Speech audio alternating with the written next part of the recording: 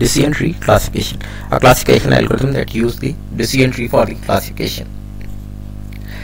The decision tree is basically a tree that consists of nodes, edges, and leaf nodes. The nodes are the attributes of that data, and the edges are relationship or the outcome of the attribute, and the leaf nodes are the prediction labels, the labels that we are going to predict.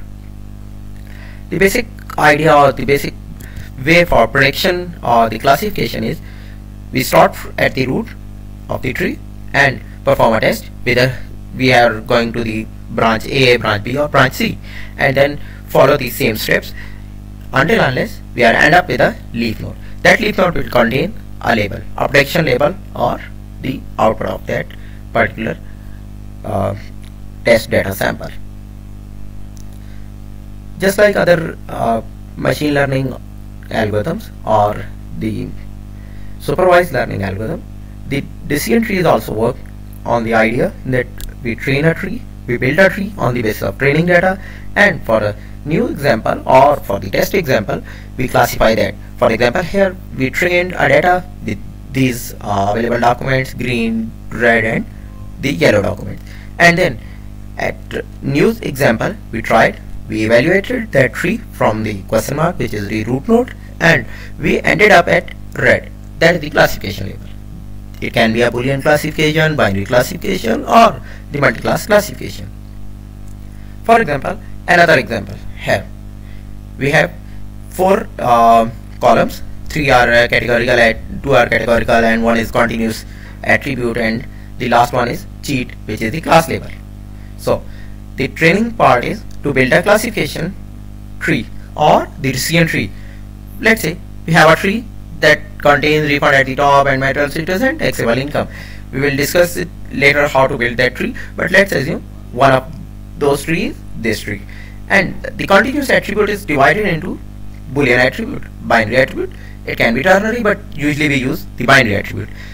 Either the taxable income is less than 80 or greater than 80. That is the equivalent of this continuous attribute. So let's see another way. We have the same data, and a decision tree can be like this: the marital status as married, single, divorced. In some cases there might be a chance that single and divorced are the have the same level of subtree, so we combine those and just convert it into ternary to the binary distribution. Again, the objective is to train a data, to train the tree, to build a tree by using training data, and for the test data apply the same tree or use the same tree and predict the label for that unknown data or for that test data set. Let's say our model this a tree that have been built by some data. We are not discussing how to build that tree for the now, but we are going to predict. Okay, we have a test data with refund no, marital status married, and taxable income 80k, and we are going to find whether is it a cheat or not. Okay, let's start from the root of the tree. First node is refund. Okay, we will check whether the refund is yes or no. Here refund is no, so we will follow the path refund no, and we are now at marital status. What is the marital status? It is married. So we will go to the path which leads to the marital status married, and now we don't have to check the taxable income or any other attribute. We are ended up with a leaf node which is no. That means this particular test data returned cheat no. That means it's not cheat. This is the output of this particular data. That was just testing or the prediction of the tree. There are some of the advantages of the decision tree based classification. For example, it is less expensive to construct a decision tree. It is fast in terms of prediction, because in the prediction we just have to follow a tree which have the nodes of attributes. For example, in general we have a very small amount of nodes or very small amount of attributes than that of the whole data. So we just at the time of prediction we just have to follow that tree of nodes. And the other important aspect is the importance of attribute. An attribute that is more important will be tested first, or will be at the root, or will be closer to the root of the decision tree. Another thing is the prediction is lesser in terms of computation. We don't have to compute that much in the time of prediction. And similarly about accuracy on the many of the data sets, the accuracy is higher than that of other classifications, but not in the every data set, or we can't guarantee in every data set, but in many of the data sets its accuracy is better than that of other classification techniques. Now the point is how to construct a tree, how to decide which attribute is important or which is not. There are different algorithms. For example, Hunt algorithm, one of the earliest algorithms. Then the CORD algorithm, ID3 algorithm, and some other algorithms. We will discuss some of them. Okay, start from root. Decide a node which is most important or which is most deciding node and place it at root. And then for all possibilities, for all outcomes of that root, divide the dataset into different chunks. Then recursively apply the same process until unless we are ended up with a single attribute, or there is no further attribute to divide, or there is no further attribute to perform. For example, here is the dataset play or not on the basis of outlook, temperature and humidity, windy. The outlook can be sunny, can be overcast, and the other attributes as well. A decision tree can be like this, where let's say we have temperature of sunny, and then we have to decide the humidity. But if the temperature is overcast, all the values where the outlook is overcast, then play is yes. Let's see, for all the outlook overcast, the play is yes. There are 4 outlook overcast, and all of these are leading to the play yes. That means we don't have to further evaluate the other attribute. Irrespective of humidity and windy, if the overcast is yes, then if the outlook is overcast, then play yes. Okay, the building of decision tree. Top-down construction of the tree and bottom-up pruning of the tree. Let's see the top-down construction of the tree.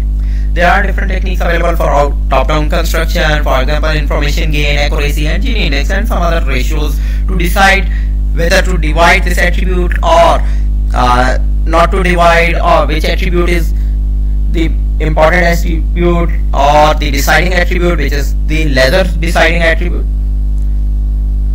For example, the outlook has 3 different options, and the play yes or no are distributed like this.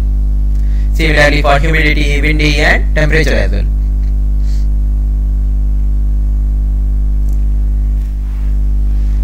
One of the criteria is information gain. The information gain can be the criteria for deciding which attribute is the more important or having the more information, or the measurement of purity, measurement of impurity or measurement of the purity. Information or the information can be measured by the use of entropy. Entropy is a measurement of impurity, and it can be calculated by negative of the sum of probability into log of probability. The probability of yes or no or different classes, the probability of classes. Here let's calculate the information for attribute outlook. It can be sunny, it can be overcast, it can be rainy.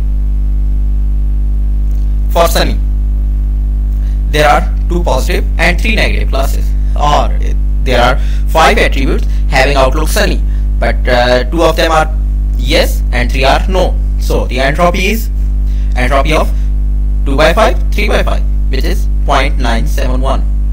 Similarly, outlook overcast, we calculated it and it's 0 with an assumption that log of 0 as 0. We computed log of 0 as 0. Then outlook rainy, here in the Outlook training, it looks similar, that 3 yes and 2 no, then the information is 0.971.